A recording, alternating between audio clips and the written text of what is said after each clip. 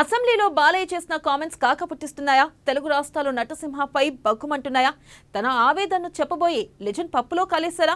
బాలయ్య మాటలతో చిరంజీవి బాధపడ్డారా? ఇక నుంచి పరిశ్రమలో వివాదాలను పట్టించుకోవద్దని డిసైడ్ అయ్యారా? వైసీపీ శ్రేణులు సైతం నందమూరి నటసింహాన్ని టార్గెట్ చేశారా? ఆయన ఒకటంటే వైసీపీ లీడర్లు 100 అనేస్తున్నారా? అసలు ఈ వివాదానికి ఎండ్ కార్డ్ పడేది ఎన్నడు?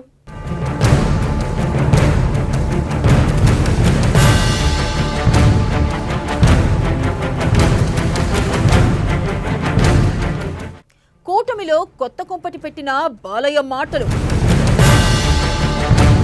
చిరంజీవిని గొప్పగా చూపిస్తున్నారని భావించిన బాలయ్య మాటలతో బాధలో చిరంజీవి చేసిన చెడుగా చూస్తున్నారని ఆవేదన. బాలయ్యపై చిరు అభిమానుల ఆగ్రహం. బాలయ్యపై వైసీపీ నేతల మాటల దాడులు.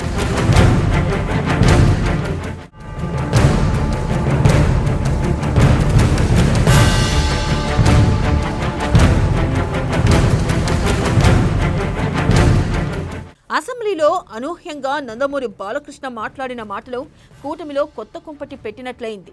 జగన్ను చిరంజీవి నిలదీశాడు అని సభలో కామినేని శ్రీనివాస్ అన్నారు. అందుకే భేటీ అయ్యారని చెప్పారు. ఇది బాలకృష్ణకు నచ్చలేదు. చిరంజీవికి అక్కడ జరగని అంశంలో గొప్పగా చెబుతున్నారని, కానీ తనను మాత్రం ఎఫ్డీసీ సమావేశ గెస్టుల్లో 9వ పేరుగా పెట్టి అవమానించారని ఆయన ఫీల్ అయ్యారు.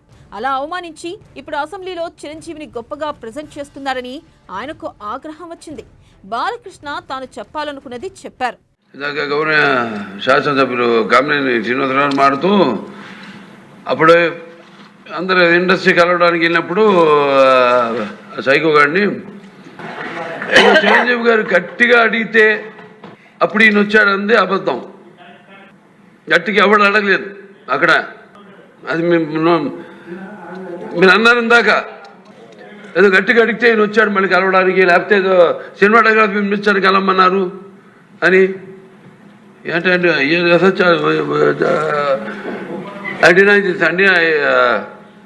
అవి మిగతాన్ని ఓకే, అవమానించడం ఆయన ఓకే, ఏదో ఆయన పెద్ద గట్టిగా చెప్తే ఆయన దిగొచ్చాడంట కలవడానికి, లేకపోతే సినిమాటోగ్రఫీ మినిస్టర్ కలవమన్నా అంట.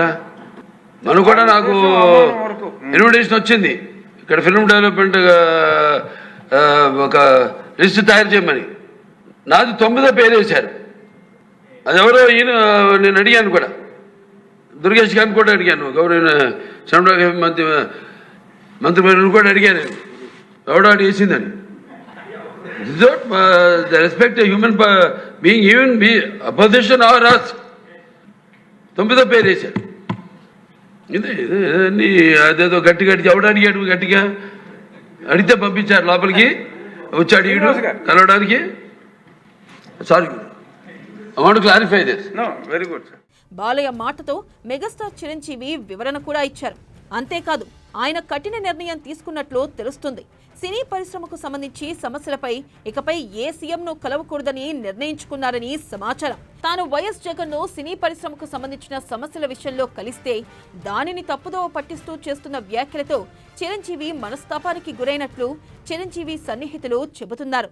దాసరి నారాయణరావు మరణించిన తర్వాత తాను టాలీవుడ్కు పెద్దనగా మారాలనుకున్నారు. అయితే తాను మంచికి వెళ్లినా చెడును ఆపాదిస్తూ చేస్తున్న వ్యాఖ్యలు బాధిస్తున్నట్లు చిరంజీవి సన్నిహితుల వద్ద అన్నట్లు తెలుస్తుంది.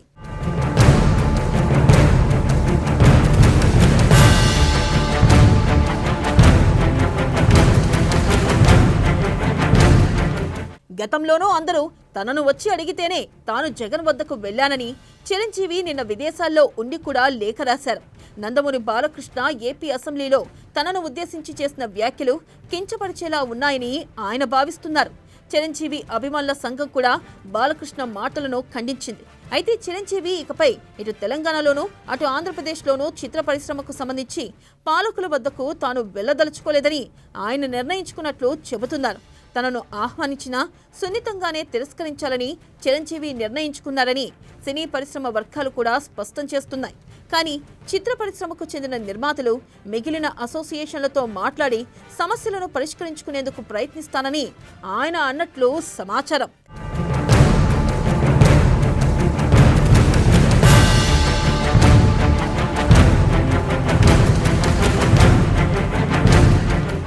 అయితే తెలంగాణలోనూ ఇటీవల చిత్ర పరిశ్రమలోని కార్మికులు సమ్మెకు దిగడంతో ఆయన సినీ కార్మికులు నిర్మాతలతోనే మాట్లాడారని, సీఎం రేవంత్ రెడ్డితో జరిగిన సమావేశానికి కూడా ఆయన దూరంగా ఉన్నారని కొందరు ఈ సందర్భంగా గుర్తు చేస్తున్నారు.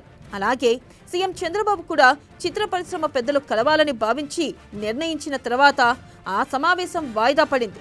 ఇకపై ఏ ముఖ్యమంత్రి వద్దకు తాను వెళ్లాల్సిన అవసరం లేదని, రాజకీయాలను తాను వదిలేశానని, అయినా తనను అందులోకి కావాలని లాగేందుకు కొందరు ప్రయత్నిస్తున్నారని చిరంజీవి అనుమానిస్తున్నారు.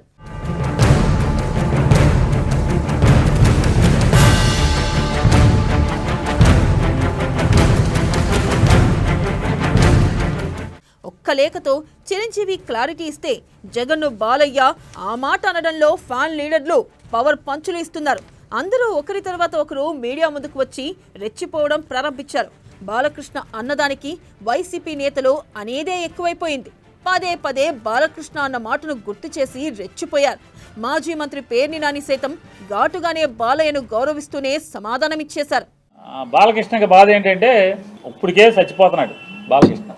పవన్ కళ్యాణ్ ఉప ముఖ్యమంత్రిగా హెలికాప్టర్లో విమానాల్లో తిరుగుతాం, వాళ్ళ బావ వంగి నమస్కారాలు పెడతాం, ముఖ్యమంత్రితో సమానంగా జామర్లు ఉన్న కారు, ముందొక 3 పోలీసు కార్లు, వెనక ఒక 10 పోలీసు కార్లు.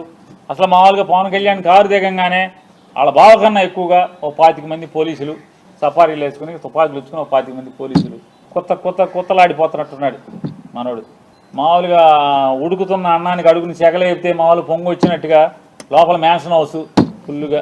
అసలు రాను ఏమైపోతుందంటే ఇట్లాంటి వాళ్ళ మూలంగా ఆర్టీసీలో కండక్టర్కి డ్రైవర్కి డ్యూటీ ఎక్కేప్పుడు బ్యాందీ సారా తాగేప్పుడు పెడతారు. ఆ గొట్టం ఏంటంటే నోట్లో గొట్టం పెడతారు, బ్రీత్ అనలైజర్. ఆ బ్రీత్ అనలైజర్లో అసెంబ్లీ గేట్ కాడ కూడా తలుపు కాడ కూడా పెట్టాల్సిన పరిస్థితి వచ్చేసింది. రాబోయే ఇక మామూలుగా ఇట్లాంటి వాళ్ళు ఉంటే ఇక అంతే కదా, ఏమవుద్ది. అసెంబ్లీ తలుపు కాడ లోపల తలుపు తీస్తారు మామూలుగా హాల్లోకి లోపలికి వెళ్ళి అక్కడ బీత్ అనలైజర్ పెట్టి ఎమ్మెల్యేలను కూడా లోపలికి పంపించాల్సిన పరిస్థితి వచ్చేసింది కదా. తప్ప తాగి కళ్ళు నెత్తికెక్కి మాట్లాడతాడు. సైకో అంటాడు. ఎవడు సైకో? బాలకృష్ణ అనేవాడు సైకో. ఎందుకు సైకో? పవన్ కళ్యాణ్ హోదాని ఆ వెలుగుని చూసి ఏడవలేక సైకో. నువ్వు సైకో. ఎవడికి సైకో? మాకేం సైకో? ఏం చేశాడు సైకో? సిగ్గు లేకుండా నేను కలవలేదని చెప్తావా? పేరుకేమో బయట మామూలుగా మైకూర్చుకుంటేనేమో వేదాలు ఉపనిషత్తులు అయ్యి మాట్లాడటం ఆ ఊ అని చెప్పని మనిషిని మందేస్తే ఇది మన తంతు. బాలిగాడు ఏం మాట్లాడతాడంటే, ఎవరు బాలిగాడు ఏం మాట్లాడతాడంటే చిరంజీవిని అగౌరవపరిచినట్టు, చిత్ర పరిశ్రమలోని పెద్దలను అగౌరవపరిచినట్టు అన్ని అబద్ధాలే మాట్లాడతాడు. బాలిగానికి ఎందుకు వచ్చానా ఈ మాటలంటే, మ్యాన్షన్ హౌస్ వేసి హౌస్ లేకపోయి, మళ్ళా చెప్తానా, మ్యాన్షన్ హౌస్ వేసి హౌస్ లేకపోయి జులాయి వాడైపోయి పోకిరి వాని మాదిరి ఇష్టానుసారంగా 2 చేతులు జోయిలలో పెట్టుకొని ఎన్ని అబద్ధాలు కావాల్సి ఉంటే అన్ని అబద్ధాలు. అది కూడా ఎంత అహంకారం అంటే, కళ్ళకు అహంకారం, అధికారం అనే అహంకారం కమ్ముకుంది వీళ్ళందరికీ కూడా. ఈ అహంకారం ఎన్నాళ్ళు ఉంటుందంటే, అధికారం ఉండేంత వరకు ఉంటుంది. అధికారం పోయినప్పుడు మట్టసంగా మర్యాదగా మళ్ళీ వీళ్ళు దావకు వస్తారు. అహంకారం కాకపోతే అసెంబ్లీలో ఎవరైనా 3 సార్లు ఎమ్మెల్యే అయిన వ్యక్తి, ముఖ్యమంత్రికి బావమర్దివి, ఎన్టీ రామారావు కుమారుడివి, నీ స్థాయి, నీ హోదా ఇవన్నీ మర్చిపోయి 2 చేతులు జోబులో పెట్టుకొని నెత్తిన అద్దాలు పెట్టుకొని జులాయి వారి మాదిరి పోకిరి వారి మాదిరి నీ ఇష్టం వచ్చినట్టు సైకోగాడని చెప్పి జగన్మోహన్ రెడ్డి మాట్లాడతావా? నువ్వు పట్టినారు మీరు. మొత్తం మీద బాలయ్య చేసిన వ్యాఖ్యలతో చిరంజీవి మనస్తాపానికి గురయ్యారని చిత్ర పరిశ్రమలోని వర్గాలు భావిస్తున్నాయి. కానీ పాలిటిక్స్ మాత్రం మంటలను రాజేస్తున్నాయి. బాలయ్య సంగతి చూస్తామంటూ వైసీపీ వారు కాచుకుని కూర్చున్నారు. ప్రస్తుతం సోషల్ మీడియాను సైతం బాలయ్య మాటలపై తెగ పోస్టులు చేస్తున్నారు.